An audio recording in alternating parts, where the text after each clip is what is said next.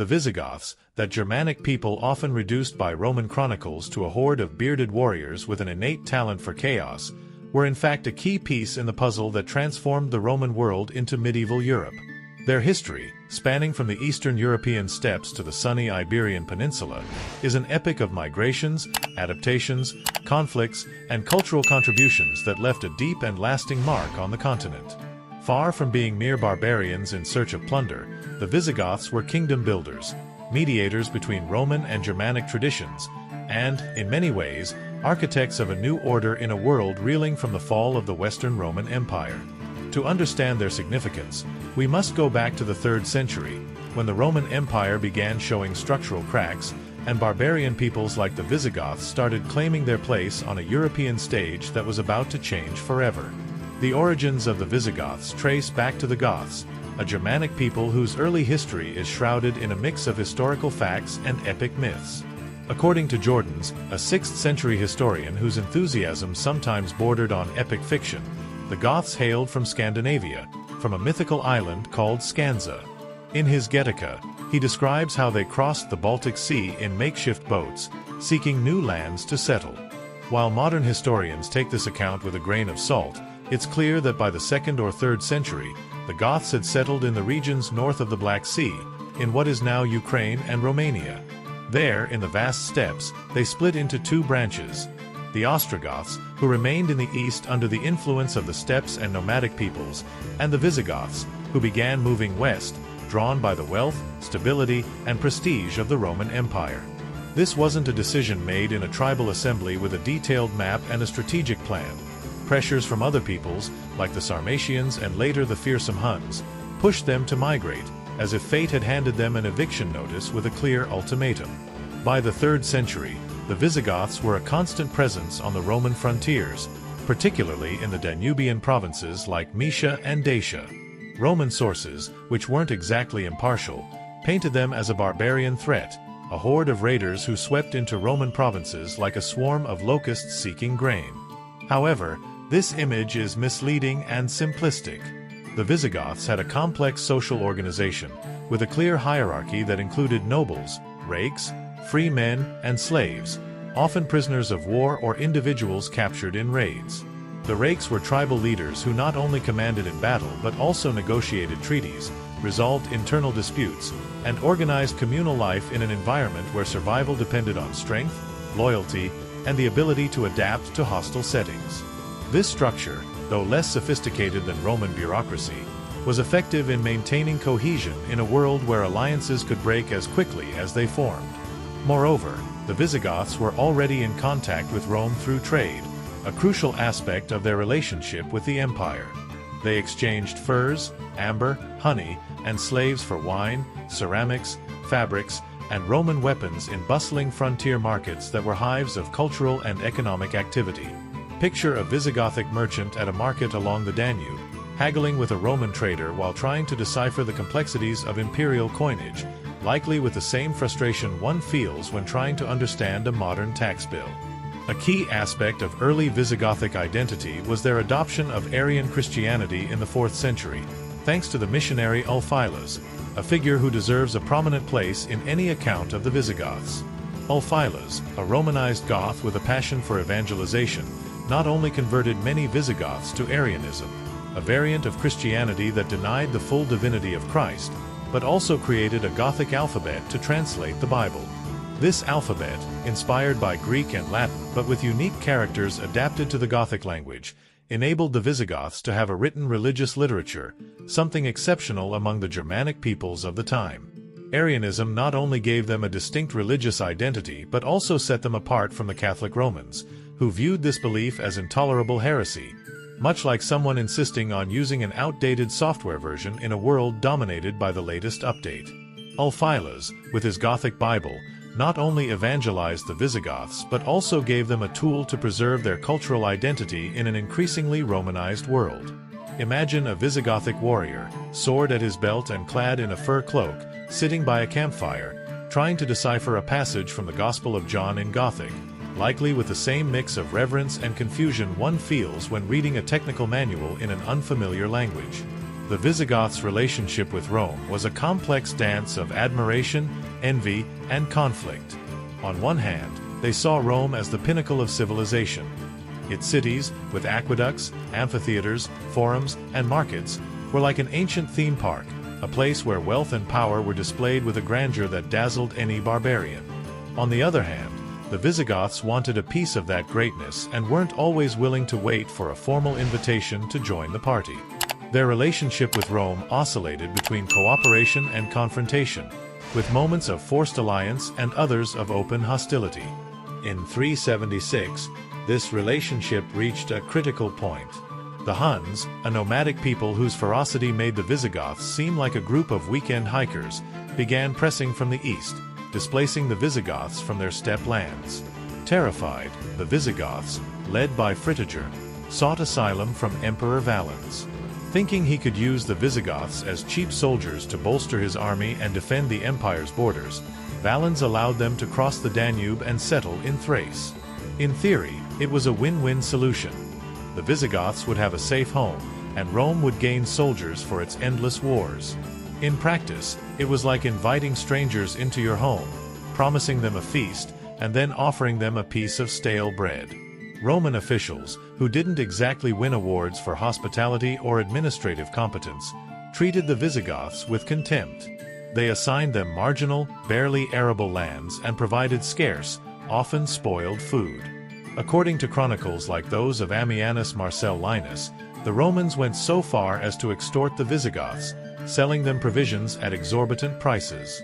Stories tell of some Visigoths, desperate to feed their families, being forced to sell their own children into slavery for food.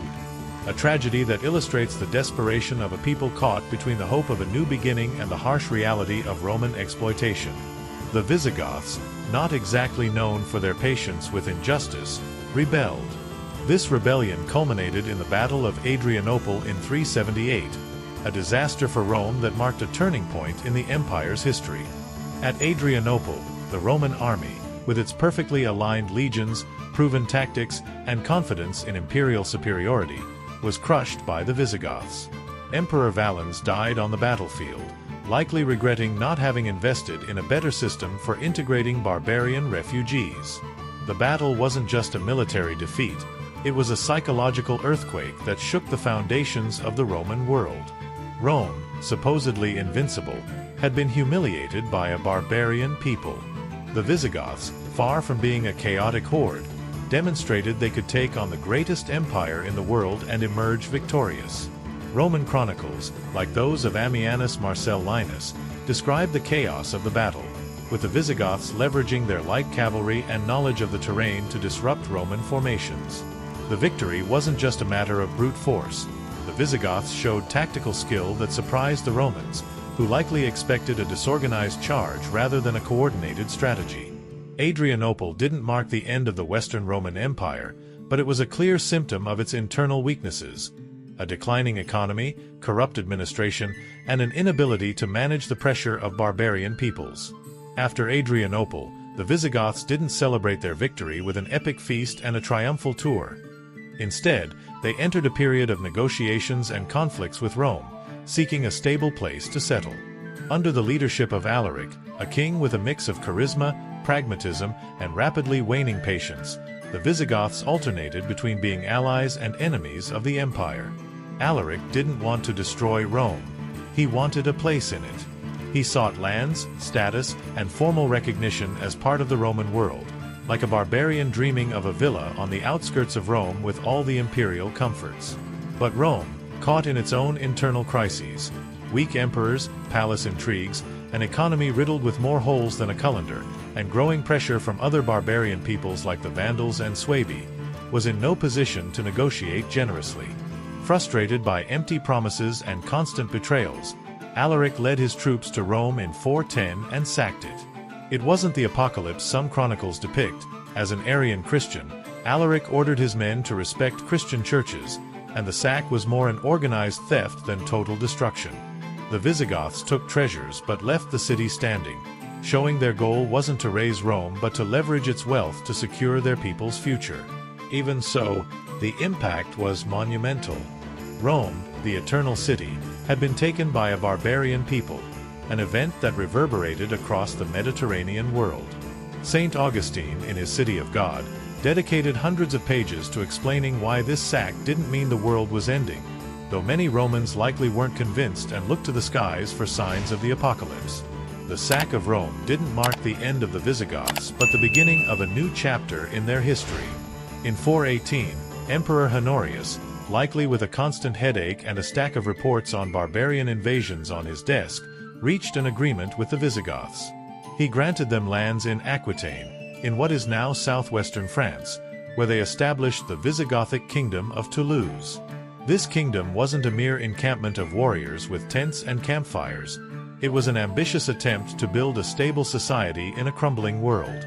The Visigoths settled as a military elite, ruling over a Gallo-Roman population that remained the majority. They worked with the Gallo-Roman aristocracy, who knew the ins and outs of Roman administration, to maintain order. They adopted Latin as the administrative language, retained many Roman laws, and even minted coins with the emperor's image, as if to say, "We're barbarians," but with class and a knack for imperial branding. The arrangement wasn't perfect. The Gallo-Romans sometimes looked at the Visigoths as if they were noisy tenants who didn't know how to use the baths properly or insisted on eating with their hands at formal banquets. Still, the system worked well enough to maintain order in a region marked by instability and raids from other barbarian peoples. The Kingdom of Toulouse was a fascinating experiment in cultural syncretism, a place where Germanic and Roman traditions blended in unexpected ways. The Visigoths didn't just rule. They also acted as Rome's allies, fighting against other barbarian peoples like the Suebi and Vandals who threatened the empire's borders. In 451, under King Theodoric I, the Visigoths joined forces with the Romans, led by General Aetius, to face Attila and his Huns in the Battle of the Catalaunian Plains, one of the most epic battles of late antiquity. It was like an action movie where unlikely heroes, Romans and Visigoths, unite to defeat the great villain of the steppes. The battle, fought in what is now northeastern France, was a titanic clash of armies, with tens of thousands of fighters on both sides.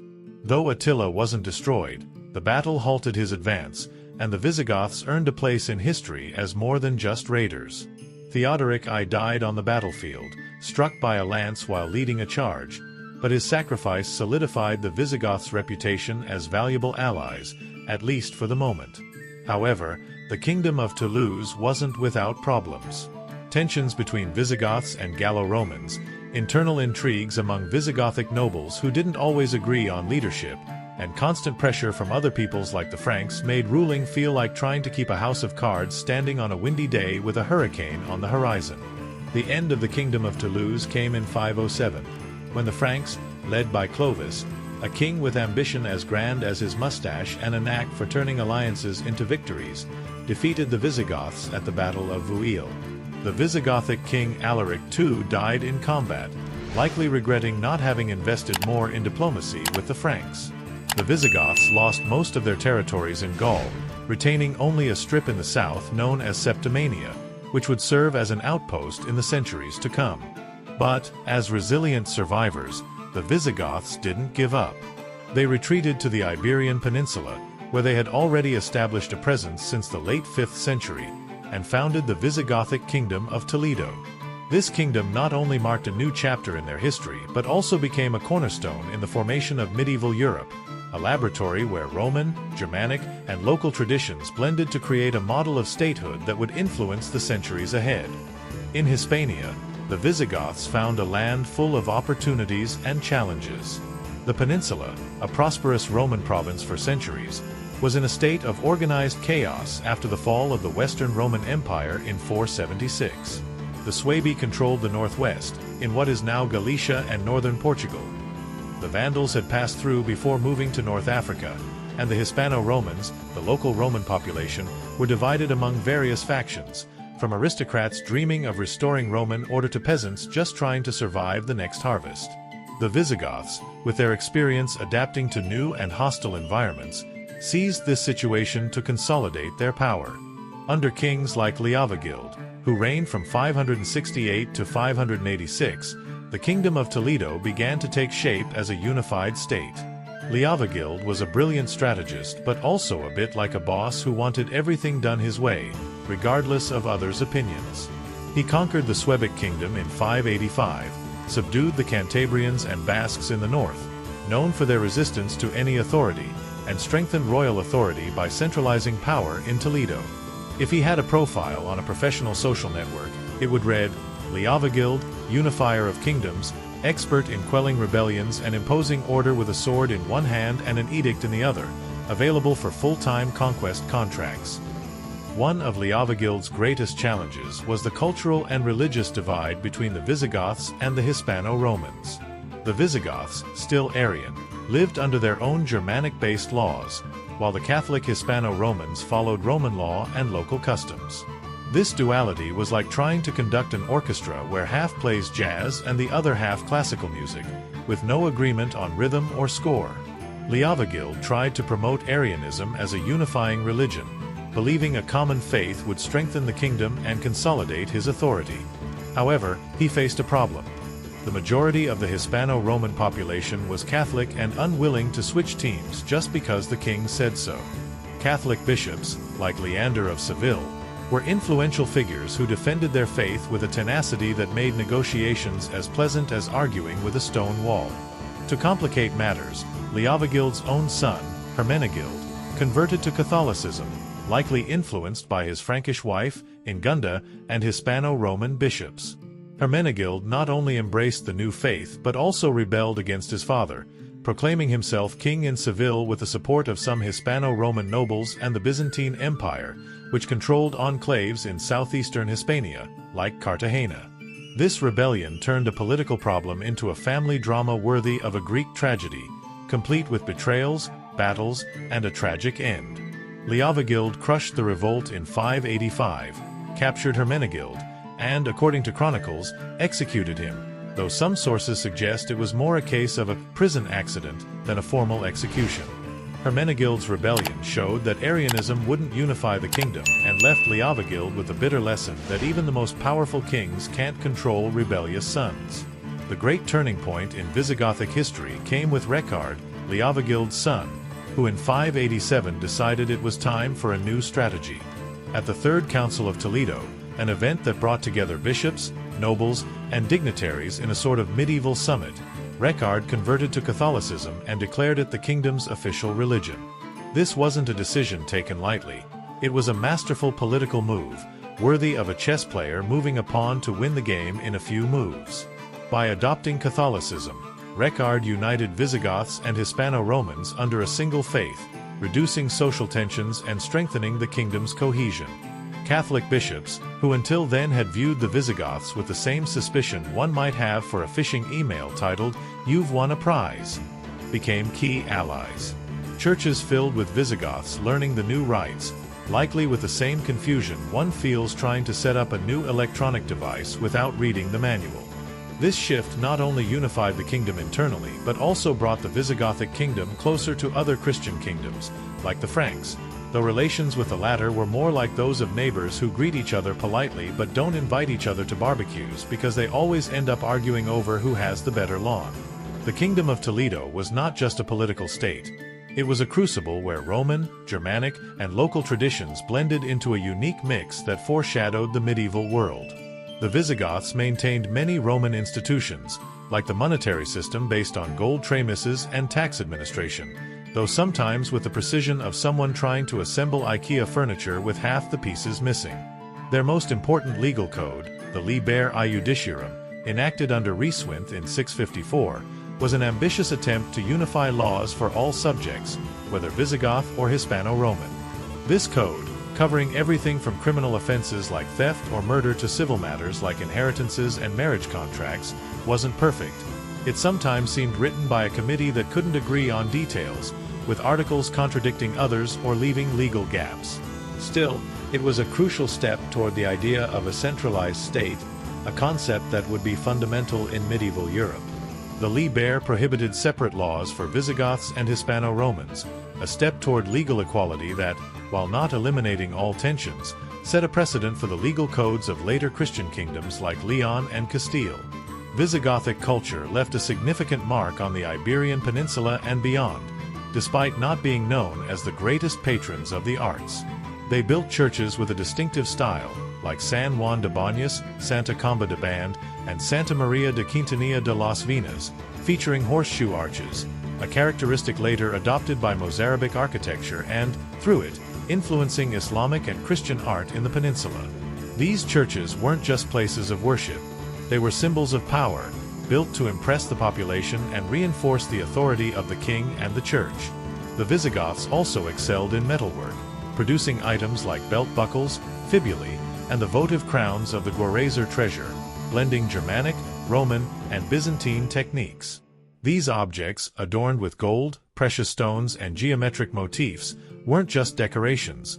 They were status statements, as if a Visigothic noble were saying, "Look at my buckle, I'm a big deal in this kingdom, and I probably have more gold than you."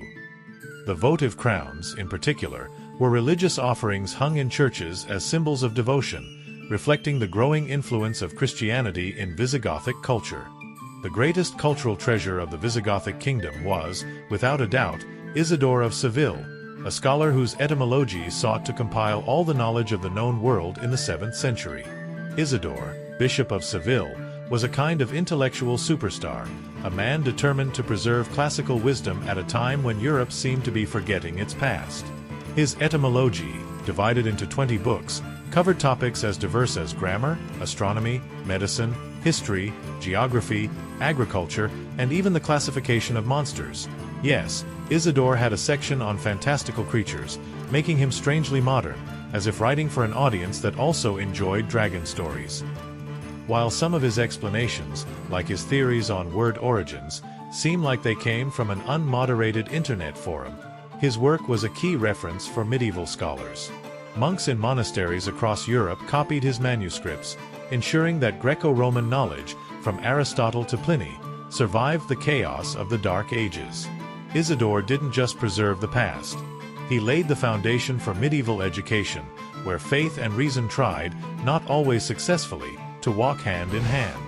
His brother, Leander of Seville, was also a key figure, not only as a bishop but as a diplomat who influenced Recard's conversion to Catholicism, showing that Visigothic bishops were as much politicians as spiritual leaders.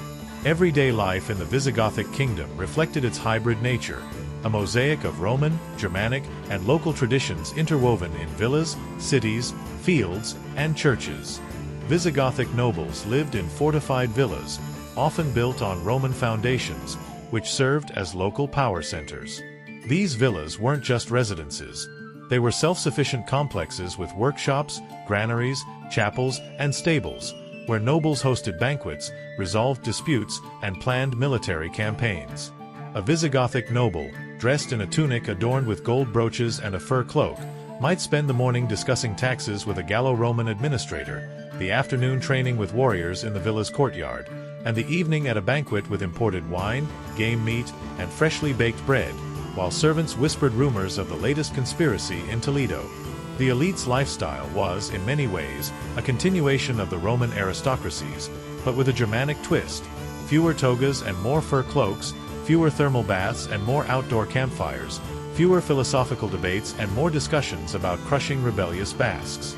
Peasants, mostly Hispano-Romans, formed the backbone of Visigothic society. They worked the land under conditions similar to those of the late Roman Empire, growing cereals like wheat and barley, vines for wine, and olives for oil, the pillars of the Mediterranean economy. Many were free but increasingly dependent on landowners who controlled the best lands and demanded rents in kind or labor. Slavery, though less common than in Roman times, persisted, especially for prisoners of war, debtors, or descendants of Roman slaves. Rural life was harsh, marked by exhausting labor, droughts, poor harvests, and the constant threat of raids by neighboring peoples like the Basques or Bagaudi, groups of rebellious peasants who sometimes acted as bandits. Yet rural life also had moments of community. Religious festivals like Easter, Christmas, or St. Martin's Day brought peasants together in local churches, where priests delivered sermons blending theology with practical warnings about paying taxes on time or avoiding the temptations of the black market. In villages, women played a crucial role, not only in the household but also in the rural economy, weaving fabrics, making cheese, preserving food, and helping with the harvest. Though historical sources, dominated by men, rarely highlight their role, Visigothic women, both noble and peasant, were essential to the kingdom's survival. A peasant woman might spend her days spinning wool, caring for children, and working in the fields, while a noblewoman oversaw her villa's production, negotiated with a bishop over a church donation, and educated her children in the basics of Latin. Cities like Toledo, Merida, Seville, Tarragona, and Zaragoza were the beating hearts of the Visigothic kingdom, centers of political, religious, economic, and cultural activity. Toledo, the capital, was a hotbed of intrigue, with a royal palace where kings received embassies, bishops drafted canons, and nobles whispered conspiracies to position themselves in the line of succession. Toledo's cathedral, dedicated to St. Mary, was a symbol of Catholic unity, where Visigoths and Hispano-Romans gathered for solemn masses, often accompanied by chants echoing under horseshoe arches. Merida, with its rich Roman heritage, remained a commercial and religious hub, with its walls, Roman theater, aqueducts, and cathedral rivaling Toledo in splendor. Seville, under the influence of bishops like Leander and Isidore, became an intellectual beacon, with a cathedral school training clerics and preserving classical texts. Tarragona, on the coast, and Zaragoza, in the Ebro Valley, were commercial nodes connecting Hispania to the Mediterranean and the Frankish territories to the north. Urban markets were vibrant, with stalls offering everything from wheat, oil, and wine to imported luxury goods like Byzantine ceramics, silk fabrics, and gold jewelry. A Visigothic merchant might negotiate with a Byzantine trader in the port of Cartagena, haggling over the price of an amphora of oil while trying not to take offense at comments about his accent or clothing, which likely blended Roman and Germanic styles in a way Byzantines found exotic. The Visigothic economy, though less sophisticated than Rome's at its height, was functional and adaptable to the circumstances of a post-Roman world.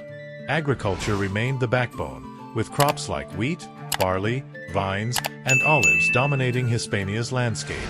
The Visigoths introduced agricultural improvements, such as crop rotation, lighter plows, and Roman-inherited irrigation systems, which boosted productivity in regions like Baetica and Tarraconensis. Livestock, especially sheep, cattle, and pigs, was vital, providing meat, milk, wool, and leather. Roman villas, now managed by Visigothic nobles or the church, functioned as economic hubs, producing not only food but also tools, textiles, and ceramics. Trade, though reduced compared to the Roman Empire's peak, remained important. Ports like Cartagena, Tarragona, and Malaga received ships laden with oil, wine, spices, and luxury goods from the Byzantine Empire, while land routes connected Hispania to Frankish markets in the north and, to a lesser extent, the barbarian kingdoms of Italy. Visigothic tramises, gold coins minted in cities like Toledo, Merida, Seville, and Zaragoza, were a symbol of royal authority and facilitated trade, though bartering remained common in rural areas. A merchant in Merida's market might spend their day selling textiles, buying amphorae of oil, discussing news from Constantinople, all while dodging thieves and grappling with fluctuations in the value of tramises. Religion, after the conversion to Catholicism in 587, became the glue that held the Visigothic kingdom together. The councils of Toledo, held every few years, were more than religious gatherings. They were political assemblies where bishops and nobles debated laws, legitimized new kings, resolved conflicts, and occasionally exchanged glares when they disagreed. Bishops like Leander and Isidore of Seville were authoritative figures who acted as royal advisors, mediators between Visigothic elites and the Hispano-Roman population, and guardians of knowledge.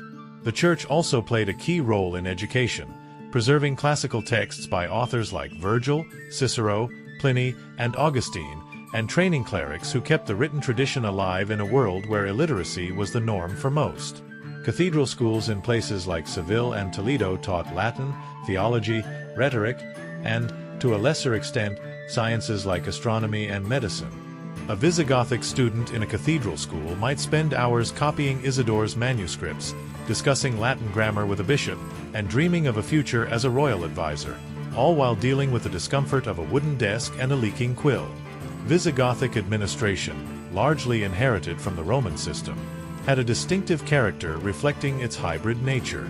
The Visigoths maintained the Roman administrative structure, with local governors, comites or duces, overseeing provinces, collecting taxes, and maintaining order. However, royal authority was more personal than institutional, relying on the loyalty of nobles who controlled their own lands and private armies. Kings like Leovigild and Rhyswinth sought to centralize power, creating a more unified bureaucracy and reducing noble autonomy. This partial centralization was a step toward the medieval state model, where the king was the central figure supported by a network of loyal officials. Taxes, collected mainly in kind, grain, oil, wine, funded the army, the court, and the churches, though corruption and inefficiency were recurring issues. A Visigothic administrator might spend their days reviewing tax scrolls, negotiating with local landowners, and resolving disputes, all while trying to maintain peace in a province prone to peasant rebellions or Basque raids. Militarily, the Visigoths were a formidable but not invincible force. Their army, combining Visigothic warriors trained in Germanic traditions with Hispano-Roman militias that brought local expertise, was designed for rapid, defensive campaigns. The cavalry, inherited from Germanic traditions and refined in the steppes, was their most effective weapon, capable of devastating battlefield charges. The infantry, composed of free men and serfs, provided support but often lacked the discipline of Roman legions. Fortifications like the walls of Toledo, Merida, Zaragoza, and Tarragona, a Roman legacy, were maintained and expanded, with added towers and defenses inspired by Byzantine techniques. However, reliance on noble loyalty made the army vulnerable to internal divisions. When a king was strong, like Leovigild, the army could conquer territories, like the Suebic kingdom in 585, and crush rebellions, like Hermenegild's. But when the throne was contested, nobles often hoarded their troops for personal ambitions, leaving the kingdom exposed to external threats. A typical Visigothic warrior, equipped with a sword, shield, spear, and chainmail, might spend months on campaign, sleeping under the stars, eating hard bread, and dreaming of returning to their villa with decent loot, only to find the king deposed and the court in chaos upon their return. Visigothic diplomacy, though less documented than their military exploits, was crucial to their survival in a post-Roman world full of competitors. They maintained relations with the Byzantine Empire, which controlled strategic enclaves like Cartagena, Malaga, and the Balearic Islands, and with the Franks, whose kings were both allies and rivals in the European power game. Diplomatic marriages were a common tool for sealing alliances. For example, the Visigothic princess Brunhilda married the Frankish king Sigebert, an attempt to strengthen ties that ended in conflict due to family rivalries and territorial ambitions. Visigothic embassies to Constantinople, the Byzantine capital, sought to maintain a balance of power in the Mediterranean, negotiating trade treaties and non-aggression pacts. These negotiations weren't easy. The Byzantines, with their imperial arrogance, often treated the Visigoths as semi-cultured barbarians, while the Visigoths saw the Byzantines as pompous bureaucrats who thought themselves superior. A Visigothic ambassador in Constantinople might spend weeks debating terms with a Byzantine courtier, trying to navigate imperial diplomacy while longing for Hispania's wine and Toledo's warmer climate. The role of women in the Visigothic kingdom, though rarely highlighted in historical sources, was significant and deserves attention. Noble women, like queens or the wives of rakes, played important roles in politics, diplomacy, and religion. For instance, Queen Levigoto, Recard's wife, influenced the conversion to Catholicism, acting as a mediator between the king and Catholic bishops, who saw her as an ally in consolidating the new faith. Elite women also managed villas and estates, especially when their husbands were on campaign or at the Toledo court. In villages, peasant women were vital to the rural economy, weaving fabrics, making cheese, preserving food, and helping with the harvest. Though Visigothic laws, like the Liber Iudiciarum, limited their rights compared to men, elite women could inherit and manage property and participate in legal disputes, a right that foreshadowed medieval practices. A noble Visigothic woman might spend her day overseeing villa production, negotiating with a bishop over a church donation, educating her children in Latin basics, and writing letters to her husband on campaign, all while keeping an eye on court intrigues to secure her family's future. Education in the Visigothic kingdom, though though limited to elites, was a cornerstone of its culture and administration. Cathedral schools in Seville, Toledo, and Merida taught Latin, theology, rhetoric, and, to a lesser extent, sciences like astronomy and medicine. Bishops like Leander and Isidore were the primary educators, training clerics and young nobles for roles in administration or the church. Isidore, in particular, championed learning, not only for its religious value but for its ability to preserve classical culture in a world where books were rare and scribes even rarer. His etymology was not just an encyclopedia. It was an ambitious attempt to systematize knowledge in an uncertain time, like trying to archive the entire internet on a single hard drive. Visigothic monasteries, though fewer than in later medieval Europe, played a key role in copying manuscripts, ensuring that texts by Virgil, Cicero, Augustine, and Gregory the Great survived. A Visigothic student in a cathedral school might spend hours copying Isidore's manuscripts, debating Latin grammar with a bishop, and dreaming of a future as a royal advisor, all while grappling with the discomfort of a wooden desk, a leaking quill, and the pressure to memorize biblical passages in Latin. The Visigothic rural economy reflected its Roman heritage but with Germanic adaptations suited to a post-Roman world. Villas, inherited from Roman times, were the heart of agricultural production, managed by Visigothic nobles or the church. Main crops included wheat, barley, vines, and olives, but the Visigoths also introduced secondary crops like legumes, lentils, chickpeas, and fruits such as figs and pomegranates, diversifying diets and reducing reliance on single crops. Livestock, particularly sheep, cattle, pigs, and horses, was crucial, providing meat, milk, cheese, wool, and leather. Agricultural techniques like crop rotation, lighter plows, and Roman-inherited irrigation systems improved productivity in regions like Baetica, Tarraconensis, and Lusitania, though droughts and poor harvests remained constant threats. Peasants, whether free or serfs, worked these lands, paying rents in kind, grain, oil, wine, or labor, days working the Lord's land.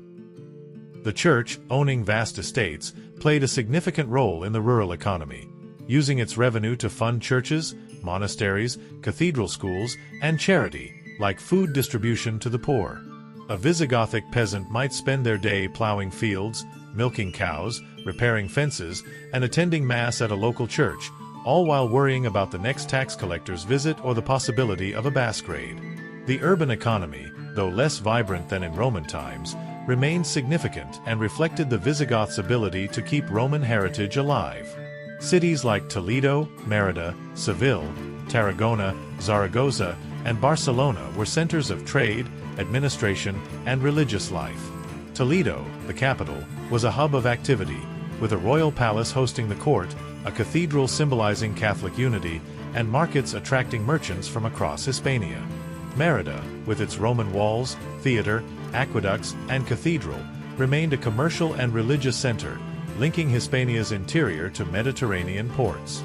Seville, under Leander and Isidore's influence, was an intellectual beacon, with its cathedral school and cathedral drawing students and pilgrims. Tarragona and Barcelona, on the coast, were commercial nodes receiving Byzantine ships, while Zaragoza, in the Ebro Valley, was an agricultural and trade hub bridging the interior and the northeast.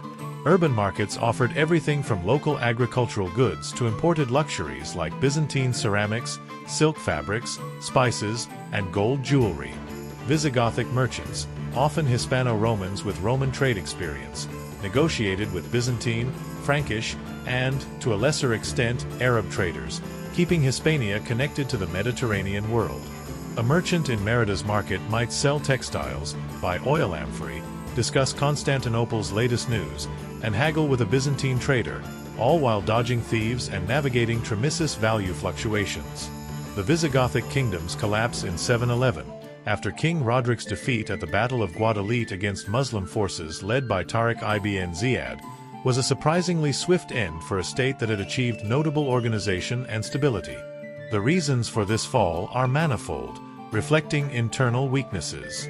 The elective monarchy, though theoretically democratic, was a constant source of instability, with each succession sparking fierce competition among nobles, often leading to conspiracies, betrayals, and assassinations. This instability weakened the kingdom's ability to respond to external threats. When Tariq crossed the Strait of Gibraltar with an army of Berbers and Arabs, the Visigoths couldn't mount a unified defense. Nobles, more concerned with power than survival, failed to form a common front. Chronicles suggest some nobles, like the legendary Count Julian of Ceuta, may have collaborated with the Muslims, either out of personal vendetta against Roderick or promises of retaining privileges under the new regime. Though Julian's story has a legendary air, it reflects the internal divisions that facilitated the conquest. Many Hispano-Romans, weary of civil wars and instability, accepted the Muslim regime, which offered stability, protection, and reasonable taxes in exchange for submission. Local elites, both Visigothic and Hispano-Roman, negotiated deals with the conquerors, securing their place in the new power structure. However, not all Visigoths surrendered. In the northern peninsula, in the Asturias Mountains, figures like Pelayo, possibly a Visigothic noble or local leader, organized resistance against the Muslims.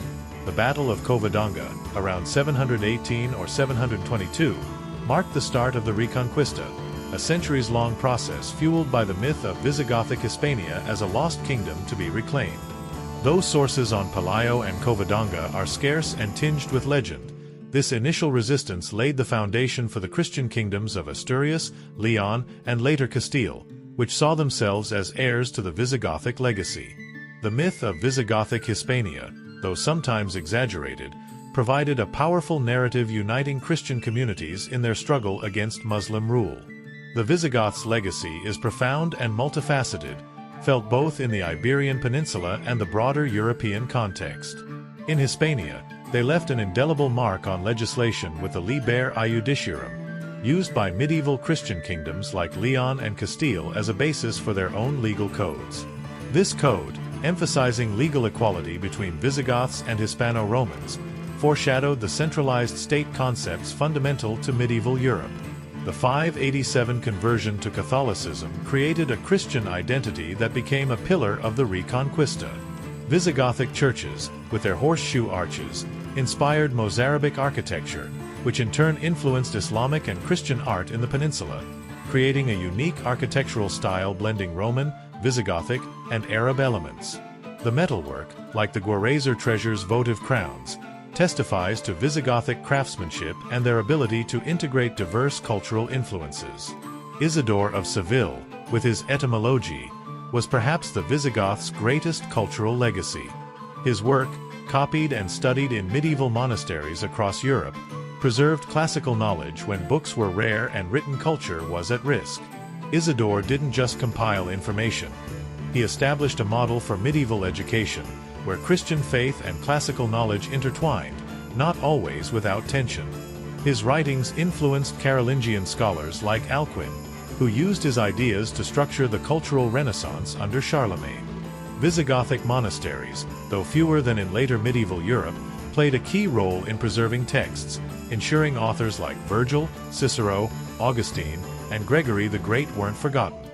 In the European context, the Visigoths were a model of how a barbarian people could transform into a stable state, integrating Roman and Germanic traditions into a coherent political, social, and cultural system. Their experience in Hispania, unifying a diverse territory under one crown and faith, foreshadowed the medieval kingdoms that would emerge in France, Italy, and Germany. The Franks under Charlemagne drew inspiration from the Visigoths in unifying their territories under Christianity and a centralized legal system. The Lombards in Italy, though less successful, followed a similar path by blending Roman and Germanic traditions. Even in the Byzantine Empire, the Visigoths were seen as an example of governing a distant territory, though the Byzantines, with their typical arrogance, would likely have said they did it better, with more pomp and fewer beards. The Visigoths also shaped medieval European identity, particularly the concept of a unified Christian kingdom. Their conversion to Catholicism and emphasis on religious and political unity set a precedent for the Christian kingdoms that emerged in the Middle Ages, from Charlemagne's Franks to the kingdoms of Asturias and Leon. The myth of Visigothic Hispania as a lost kingdom fueled the Reconquista narrative, which was not just a territorial war but a cultural and religious crusade. This myth, though sometimes exaggerated, gave Christian kingdoms a shared identity, a sense of continuity with the Visigothic past that helped them resist Muslim rule. Compared to other barbarian peoples like the Vandals, Ostrogoths, and Franks, the Visigoths stand out for their adaptability. The Vandals, who settled in North Africa, created a prosperous kingdom but were vulnerable due to their reliance on maritime trade and failure to integrate with the Roman population. The Ostrogoths, under Theodoric the Great, ruled Italy with a sophisticated system blending Roman and Germanic traditions, but their kingdom collapsed after his death due to internal tensions and Byzantine pressure. The Franks, led by Clovis and later Charlemagne, achieved greater longevity, partly because they adopted Catholicism early and built an empire integrating multiple peoples. The Visigoths, however, distinguished themselves by governing a diverse territory like Hispania, where cultural, religious, and linguistic differences were a constant challenge. Their success, though temporary, lay in their flexibility, willingness to adopt Roman institutions, and ability to transform a fragmented society into a unified kingdom for 2 centuries. Economically, the Visigoths kept Roman heritage alive, with adaptations reflecting post-Roman realities. Agriculture, based on Mediterranean crops like wheat, vines, and olives, remained the economy's foundation, but the Visigoths introduced innovations like crop rotation and lighter tools, improving productivity in regions like Boeotia and Tarraconensis. Livestock, especially sheep and cattle, provided essential resources like meat, milk, cheese, wool, and leather, traded locally and in distant markets. Villas, managed by nobles or the church, were economic hubs producing food, tools, textiles, and ceramics, maintaining Roman self-sufficiency traditions. Trade, though diminished, connected Hispania to the Mediterranean and northern Europe. Ports like Cartagena, Tarragona, and Malaga received Byzantine ships, while land routes carried goods to Frankish markets. Visigothic tramises, minted in cities like Toledo, Merida, and Seville, symbolized royal authority and facilitated trade, though bartering remained common in rural areas. Urban life in the Visigothic kingdom, though less vibrant than in Roman times, was a societal pillar. Toledo, the capital, was the political, religious, and cultural center, with a royal palace, a cathedral symbolizing Catholic unity, and bustling markets. Merida, with its Roman heritage, was a commercial and religious hub, its walls, theater, and cathedral still impressive centuries later. Seville, under Leander and Isidore, was an intellectual center, with its cathedral school and cathedral attracting students and pilgrims. Tarragona and Barcelona, on the coast, were trade nodes, while Zaragoza, in the Ebro Valley, bridged the interior and northeast. Urban markets offered local produce and imported luxuries, with merchants negotiating with Byzantine, Frankish, and Arab traders, keeping Hispania connected to the broader world. Rural life was more austere but equally vital. Peasants, mostly Hispano-Romans, worked lands owned by nobles, the church, or, less commonly, free smallholders. Agriculture focused on traditional crops, but the Visigoths introduced secondary crops like legumes and fruits, diversifying diets. Livestock provided meat, milk, cheese, wool, and leather, traded locally and in urban markets. Agricultural techniques improved productivity, though droughts and poor harvests remained threats.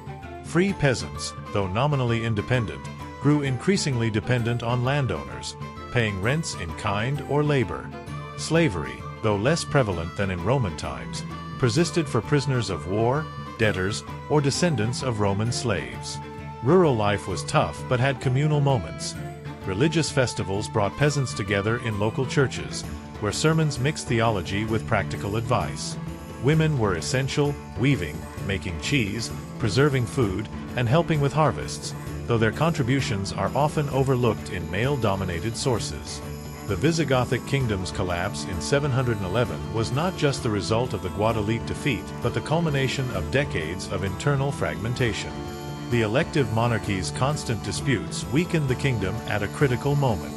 Nobles, more focused on power than defense, failed to unite against the Muslims. Many Hispano-Romans, exhausted by civil wars, accepted the Muslim regime's stability and taxes. Some Visigothic nobles, like the possibly mythical Count Julian, may have collaborated with the conquerors. In the north, resistance led by figures like Pelayo marked the Reconquista's start, fueled by the myth of a lost Visigothic Hispania.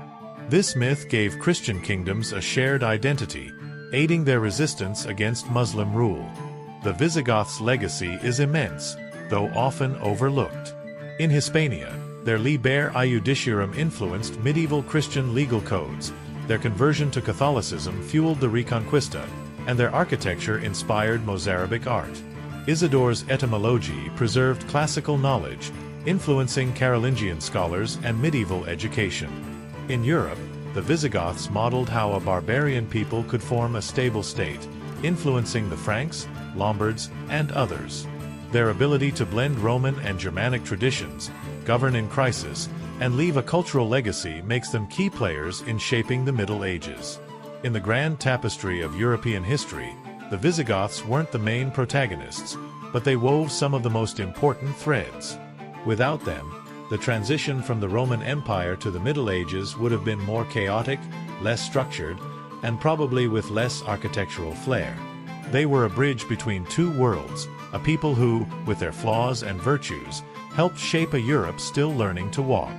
Though their kingdom ended in 711, their influence endures in laws, churches, ideas, and identities that survived the test of time, like fine wine improving with age or a Visigothic belt buckle still shining in a museum centuries later.